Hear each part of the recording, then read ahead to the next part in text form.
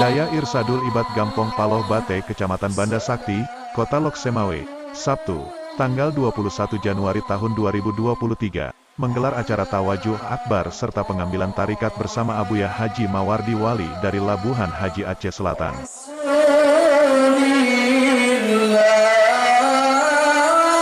Acara dimulai setelah salat Isya berjamaah, yang dihadiri ratusan jamaah tarikat Gampong Paloh Bate dan alumni Daya Darussalam atau Rabita Alumni Daya Darussalam Al-Waliyah yang lebih akrab disapa Radat.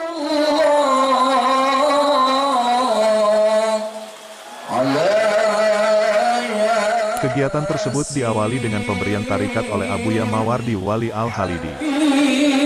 Kemudian dilanjutkan dengan zikir yang dipimpin langsung oleh pimpinan daya tersebut yaitu Abia Ihsan atau lebih akrab disapa Abia Paloh Bate, dan kegiatan puncaknya tawajuh dan doa yang dipimpin langsung oleh Abuya Mawardi Wali Mursyid Tarikah Naqsyabandiyah.